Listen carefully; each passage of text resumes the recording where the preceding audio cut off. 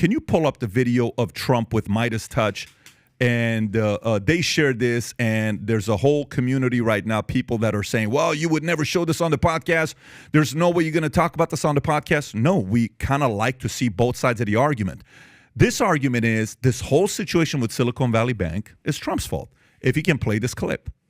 The legislation I'm signing today rolls back the crippling Dodd-Frank regulations that are crushing community banks and credit unions nationwide. They were in such trouble. One size fits all. Those rules just don't work. And community banks and credit unions should be regulated the same way. And you have to really look at this. They should be regulated the same way with proviso for safety as in the past when they were vibrant and strong. But they shouldn't be regulated the same way as the large, complex financial institutions. And that's what happened. And they were being put out of business one by one. And they weren't lending. Since its passage in 2010, Dodd-Frank has dealt a huge blow to community banking.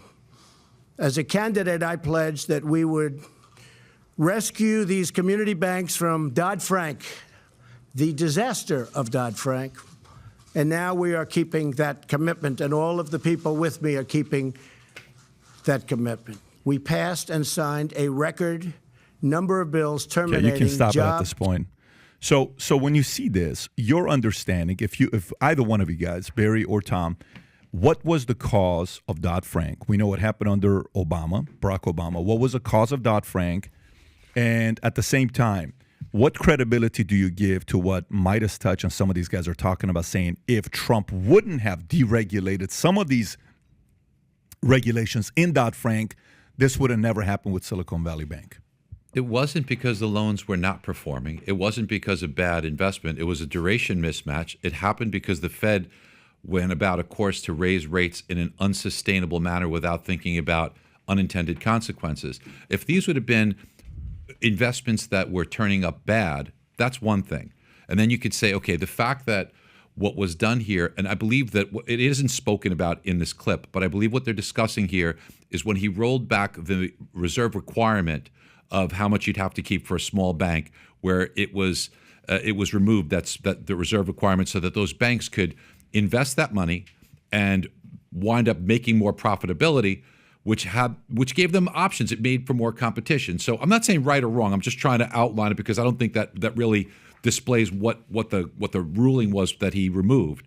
So if these were bad loans that went bad, well, then you could go back to this clip and said, you know what? If you would have had more stringent rules and they made less investments, maybe they would have been smarter investments. Okay, but the investments were good. It just was a duration mismatch that wasn't managed. Tom, what would you say about that? The two things. First of all, the game when you have a weak leader in the White House is to blame predecessor. So trains are getting derailed. Oh, Trump changed a ruling on one type of cargo, yet he's responsible for all trains derailing. Now this happens here. Oh, this would have happened. Wait a minute. Why haven't we had 5 or 10 banks? If Trump created a situation where the banks could run willy-nilly, why do we only have one bad actor? Why? And that bad actor, Dodd-Frank, reserve requirement, forced to take capital if you're insolvent, no exotic instruments, transparency in reporting. None of that is present here in what happened with Silicon Valley Bank. These boneheads took $20 billion, put it into bonds, risk 80. officer leaves, nobody's paying attention to the portfolio, and then they end upside down in, remember, less than 7 months. Jay Powell moves the rates, and they're upside down. So do they sell it in a panic right that? No, they hung on to it. See, guess what? He raised them again, and it got worse. So I don't see anything under Dodd-Frank, and I'd love to see a teardown that says, okay, what specific red light did SVB run that was not present in Dodd-Frank light after Trump's move? By the way, Tom, I agree with you 100%. I think that's the question. Yeah, but also, Tom, let's remember, within Dodd-Frank, it gave SVB the ability to use hold to maturity and not take the haircut right there. They were able to declare that it was the total value. That's what the problem was. And a lesson nobody learned from mark to market. $15 billion. Yeah. If anybody has watched The Big Short, you know that mark to market, hiding in the background, is ultimately what kills big stacks. And this was exactly what Dodd-Frank allowed SVB to do. So Dodd-Frank allowed for this. Yes, happen, it did. not the other way around. Exactly right, because Dodd-Frank allowed for the provision that that $15 billion in loss, you don't have to take it as a loss. You could say we're going to hold it to maturity, even though the market value, like Tom was saying, they didn't have to mark that to market. It doesn't come off your Tier 1 capital. As long as it's in one of the assets that's deemed no risk, like an agency It was a mortgage-backed balance security. sheet footnote. By the way, by law, that's all they had to do. Rob just found this. If we can take a look at this. In 2018, the House passed a rollback of regulations in Dodd-Frank by a vote of 258 to 1, not even close. And in the Senate, 17 Democrats joined Republicans. So this is both Democrats and Republicans joining together to get the bill to Trump's desk and sign into law, which raised the threshold for regulation standards from $50 billion to $250 billion, which left less than 10 banks in the U.S. subject to stricter federal oversight and allowed banks under $250 billion in assets to escape increased scrutiny. Go ahead. Well, since we're kind of dipping our toes into the political side of things, you want to address what Biden said today? I kind of summarized this whole speech. I want to wrap this up before we go. But here's the thing with this part for people to be thinking about. It's very easy for both sides to do this. This isn't a Republican or a Democrat thing. Both sides do it where they're like, yeah, but this was his fault. Yeah, but it was that fault. And probably everybody in this room guilty of doing this before. Here's a challenge, though. For how long did Biden's administration have control of the House, Senate, and to be able to do it? 2 years. How long? Well, if they had it for 2 years, how come they didn't do anything with this? You had 2 years. It's plenty of time. So if you're saying, well, it's his fault, well, then it kind of becomes your fault because you could have actually done something about it for 2 years and you never thought about this. So if that's the case, whose fault is it really? Or can we just set this thing aside and say, let's deal with this direct to make sure this doesn't happen again to another bank today. But my biggest concern of this before we go to the Biden speech is the following. Let me tell you what my concern is. Yeah. Here's my concern. So my concern, I'm kind of debating in my head and I'm going back and forth, okay? And I'm trying to not stick to one side of the argument. On one end, I understand the frustration of people saying, hey, capitalism for the poor and socialism for the rich. I get it. And on the other side, I'm like, okay, we do need more regional banks. We need more banks, period. Okay? This crisis, to be honest with you, just made Chase a lot stronger, right? If you think about this crisis, how many people in America had this conversation 3 nights ago, husband and wife are in bed, they're having this conversation together. Hey, babe. Yeah, babe. Babe, the bank we're with, is it one of the bigger banks or is it regional? Let me find out. Babe, it's a regional. Are we a community? Oh, but did you see what's going on? Babe, look, let's just be safe and go to one of the bigger guys. Who do you think should go to? I don't know. Larry, my cousin, said go to Bank of America. All right, Larry, go to Bank of America. Hey, Johnny is at Chase. Let's go to Chase. How many people you think in the last week? That's the data I would want to know. How many people left smaller banks to go to the bigger banks? That's the risk. Now, some people may say, well, that's the right move to make. That is the exact way it needs to be. We need to go there. Let me ask you this other question. Do you think Tesla forced other car makers to innovate faster? Do you think Tesla was good for the economy?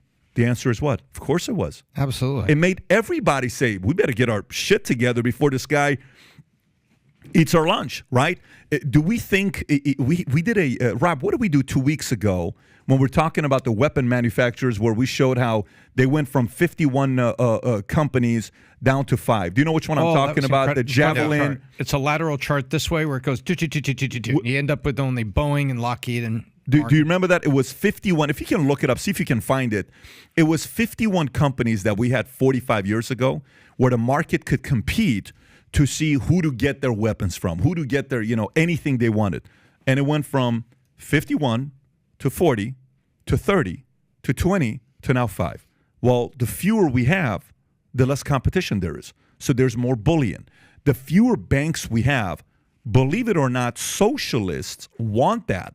They want it to be nationalized banking. They want that. That's more Utility. of a control. It's Of course, utility. that's more of a control by the U.S. government. single payer healthcare. It is by far the worst thing. It is by far the worst thing for you and I because they get to bully us. So again, as much as this is, if I'm on the Democratic side and I kind of want to get the top 5 banks to get stronger, guess what I'm doing right now? This is exactly what I'm doing right now. Get your money out of regionals. This is exactly. Can you zoom in, please? Thanks for finding it, Rob. If you can zoom in a little bit, look at this. This is showing we used to have 50-plus companies in 1980 to buy, aerospace, any kind of weapons, anything we wanted, down from 1980 to only 5. Lockheed, Boeing, Raytheon, Northrop, and General Dynamics.